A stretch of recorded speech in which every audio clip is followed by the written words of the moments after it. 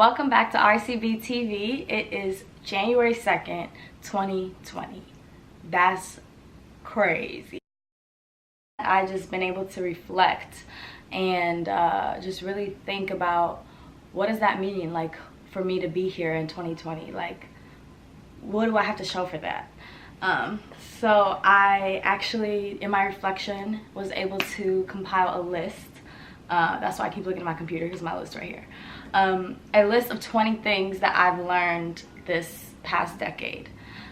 So today, yeah, it's going to be kind of a special video. I'll be sharing some of my reflections with you. Obviously, I've learned way more than 20 things in a decade, but these 20 things were important lessons for me, and I think might resonate with some other people. So I will be sharing that with you today. So hopefully you enjoy.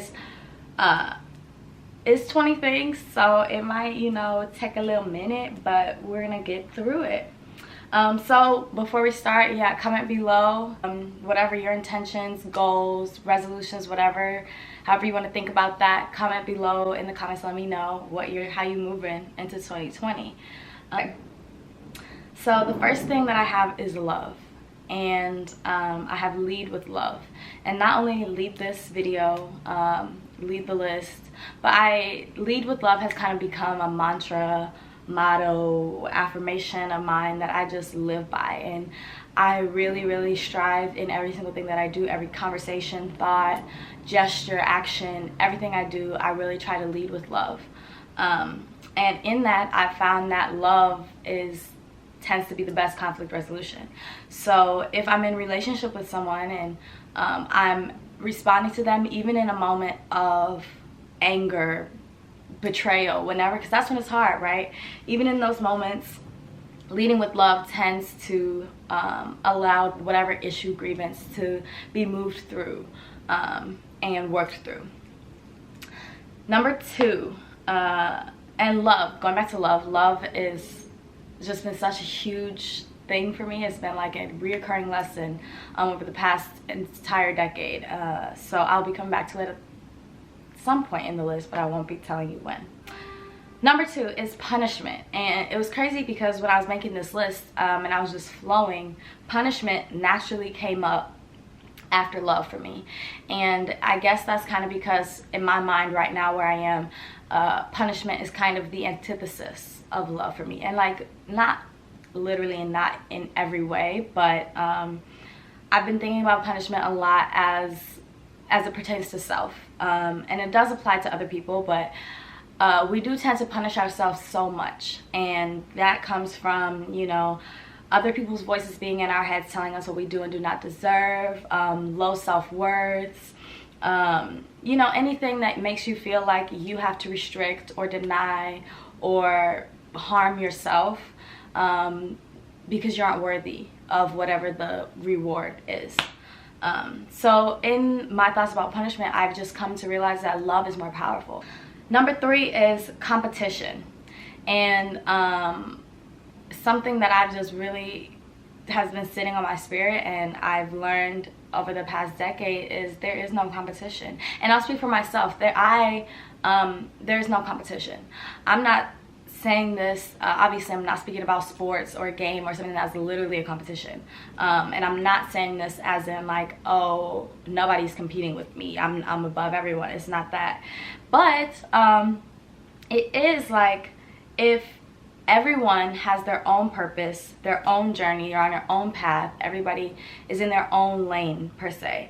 And if I am extending, I'm over here in my purpose, in my lane, walking in my gifts, in my calling, and if I am extending my energy from here to over there and over there to what everyone else is doing, and I'm focusing and obsessing and scrolling and lurking on social media at what everybody else is doing and comparing, then I'm doing a disservice to myself, because all that energy could be devoted to my calling, my path, my purpose, and then I can be the very best me. Because how does it serve me if I am better than you? If we have completely different purposes, we have completely different callings, gifts, talents, whatever. So yeah, competition has been something that I've really been considering a lot, and just considering the fact that it doesn't have to exist, really. I wrote like operating in my own genius, and that is something that a concept that I heard about from a Black Girl in Own podcast, and that concept just really resonated with me. I loved it because your genius is something that's personal to you. It is something that is individual, and it is not something that can be defined by anyone else. And for me, and I know many others, we were raised with this concept of excellence, and obviously there's no bad intention in that way of thinking, that type of teaching, but excellence tends to be something that is measured by someone else's standard. It's someone else holds the rubric. It's comparative. But genius is something that's individual and personal and defined by you. So in operating in your genius, you're operating in your own flow, in your own purpose, in your own elements. So number 4 is boundaries. Boundaries get a bad rep sometimes with people who, certain types of people, I ain't gonna say no names, but just, yes, some people don't really vibe with that. They don't really get it. They don't see why it's necessary. But once you come to the conclusion of, okay, you know, I have to do this, is something I have to do, you'll realize, like, it's not about keeping other people out. It's not about pushing people away, and it's not selfish. A lot of people will try to make you feel like your boundaries are selfish, but it is so necessary to protect yourself, and in protecting yourself, protecting other people, because if I'm extending myself to you in a way that is harmful or not beneficial to me, then in turn it might make me respond to you in a way that is harmful, because I am then overextended. So yeah, a lot of people will make you feel like your boundaries are selfish. This comes up a lot with money, time, space, just your energy in general, but those are all things that you must protect. You have to, in order to go to your next level, you have to be able to manage what you have at this level, and that includes setting proper boundaries. Number 5 is intuition, and kind of like the second part of this is God. So intuition, like I was always that kid that, like, growing up, I just knew everything I wasn't supposed to know. Like, no matter how hard you tried to, like, keep me out the business, and not even that I was nosy, I just was knowing stuff. And I've always been that way. I've always been the friend, like, if, you know, my friend has a new whoever, they bring them to me, and then I'm able to look at the person and be like, yes, that's not it. And I'm always right. Better ask about me. So yeah, intuition has always just, like, been something that was a part of me, and I really do believe that it's in all of us. You just have to be able to recognize it and hone it properly to be able to receive that guidance. And so with that, that's why God is the next part of this, because I really believe you have to determine who God is for yourself. God, wherever you're receiving guidance, the universe, your angels, you have to really hone those relationships for yourself. You cannot go by what everybody else says, what everybody else thinks, because in order to receive guidance, you have to have your own personal relationship with your guide. Number 6 is truth. And this is a huge one. Like, I feel about truth how I feel about love. They're kind of intermingled to me. And I've just really, I have lived life for a large part of my life with a lot of secrets. And it's not bad necessarily to be private or whatever, but I've realized as I've begun to take my healing into my own hands and my growth and my evolution, the only way to heal it is to name it. When you go to the doctor and you say, my stomach is hurting, my head is hurting, whatever, they do their tests, they figure out, and then they diagnose you. They put a name on what it is, so that once they name it, they can then proceed to give you the right medication, the right treatment, whatever, to then heal it. The second part of this is, with truth, you have to define yourself for yourself, period. And this is an ongoing and lifelong process, because I have come to a place where, like, okay, like, yeah, I know myself, and then who I am today is completely different from who I knew 5, 6, 4, however many years ago. Yes, so number 7 is, we can only be responsible for ourselves. This has been a huge lesson for me, because, and it's honestly one that I'm still really learning, because a lot of my life has been, I've been the friend, sister, cousin, whoever that is going to, you can call me at 3 a.m. I'm gonna hop on my bed, come do what you need to do. I'm the fixer, the caretaker, whatever. So many labels around just being that person. And with that, like, it's fine. It's nothing wrong with being supportive. It's nothing wrong with being helpful and there for those around you. But when you begin to make that your responsibility, that's not your responsibility. And when you begin to make not only that your responsibility, but then the results of other people's actions and emotions your responsibility, that's where it gets imbalanced. Because at the end of the day, we can only be responsible for ourselves. You can help, you can advise, you can pray, whatever you need to do, as much as you want, but at the end of the day, that person, that individual is only responsible for them. And on the opposite side of that, I've learned, like, I am the only person that's responsible for my own happiness, my own well-being, my own health. So yeah, that's kind of a two-sided one. Number 8 is that people can only give you what they have. And like, people will sometimes say, I would not have done that. I wouldn't have reacted that way. I wouldn't have done that to you. I would have responded differently. I wouldn't have done it that way. And that is true for you. But at the end of the day, people can only give you what they have. So if someone is not acting out of love, there's a chance that it's because they don't have any love for themselves, from others. They have no concept of what love truly is. Like, people can only give you what they have. And then another one, this kind of goes with it for me. Number 9 is give people a chance to love you. And as far as friends goes, this was like a big, huge thing for me, because I have always been such a private person, and I'll deal with my own stuff. There's no reward for being the strong friend. Just being a great friend is enough, and you can lean on people. You can allow people in. Obviously use discernment. Obviously, this isn't just an open call to everyone, but there are people, God, the universe will place people in your life that you can trust and you can lean on. So give people a chance to love you in whatever way that serves your relationship. Number 10 is sometimes self-love is the key to your success. And I put success in quotations because obviously that could be success in anything. It's however you are describing it in that moment. But this came to me, this was a message that came to me a couple weeks ago, and I was kind of like in a moment of frustration about, like, okay, why is my career not doing what I wanted to do right now? I wanted to go from 0 to 100 right now. Like, why is that not happening? And what I heard back was, you need to love yourself more to get to where you're going. The level that I'm going to next is one that requires complete, more full, more unconditional, deep self-love.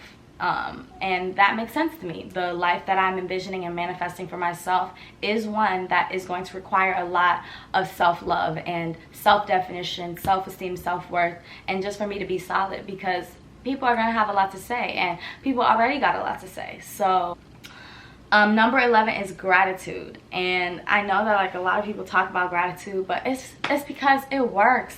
It's like a quick fix sometimes to, sadness, anger, jealousy, resentment, things like that. If you catch yourself and can nip it in the bud in a moment of resentment, and you can think of 3 things that you're grateful for about the situation, about your life as it is, things tend to balance out.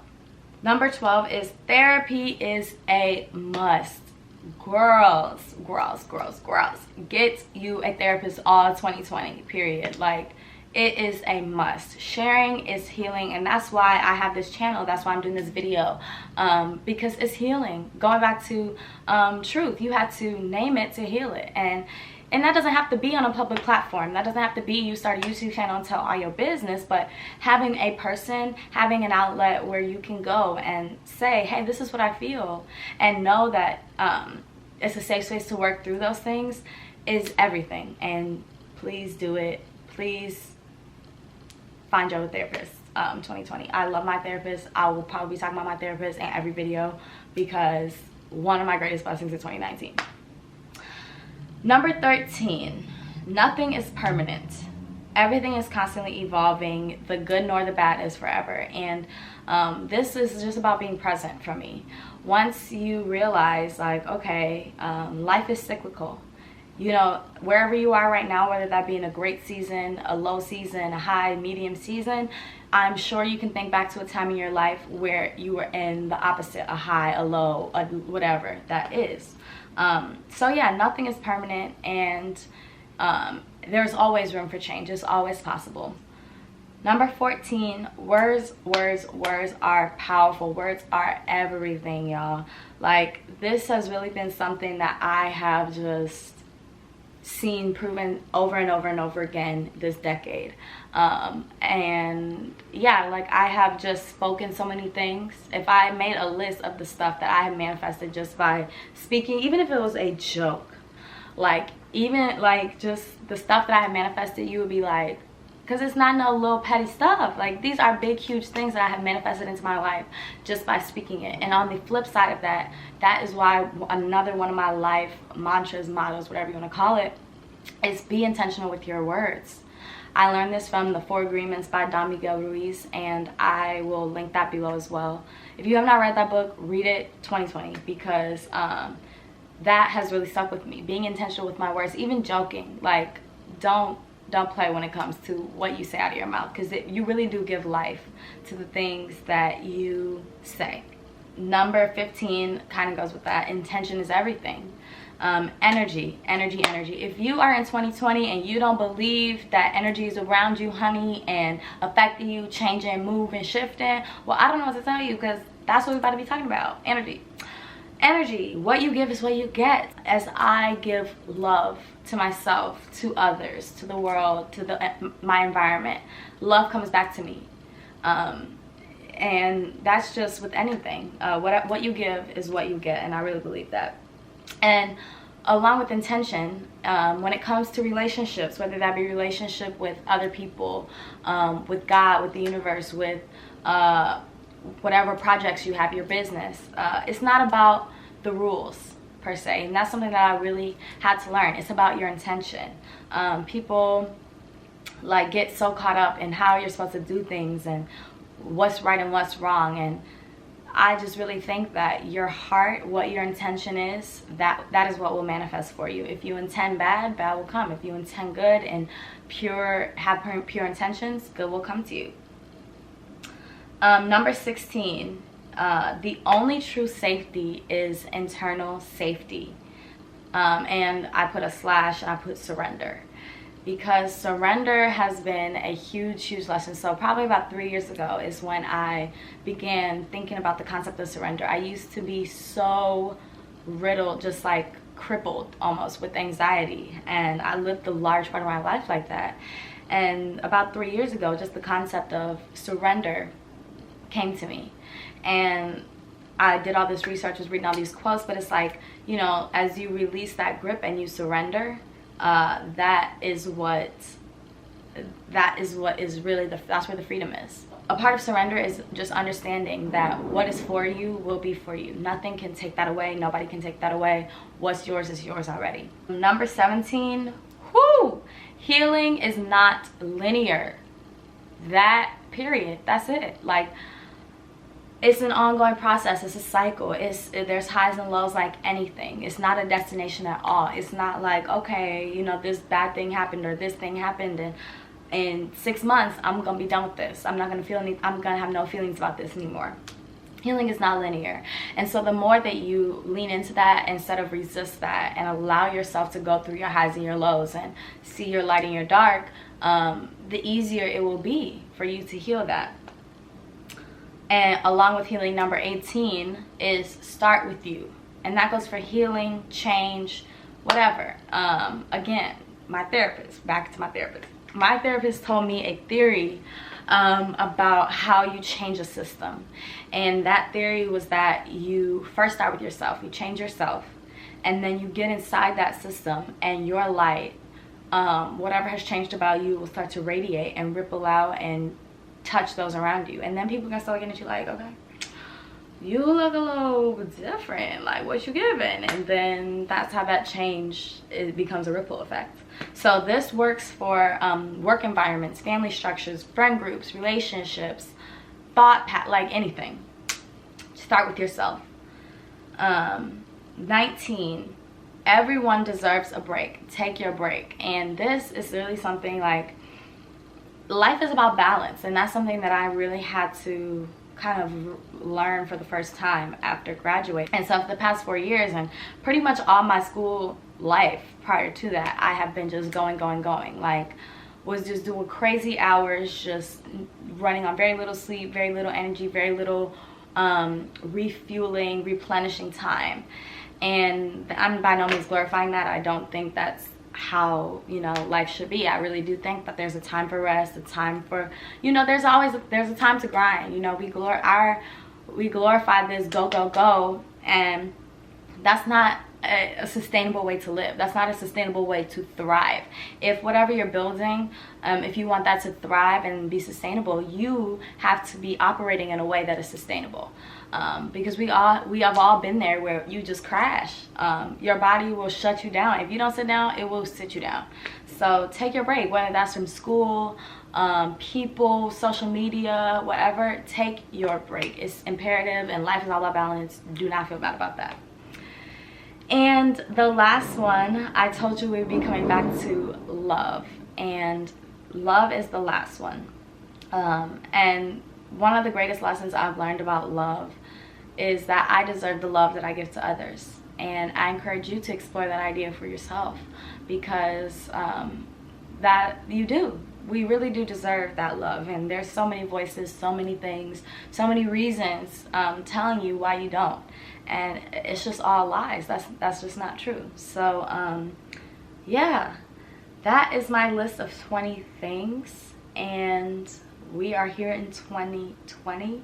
So again, comment down below. Let me know what your goals, intentions, things you've learned in the past decade, just how you moving in 2020. Comment down below. Let me know. If you enjoyed this video, like and comment and subscribe. Share it with somebody. If anything resonated with you, please comment and let me know what resonated with you, how you've learned these things, what you're working toward. Yeah, thank you so much for watching. Peace.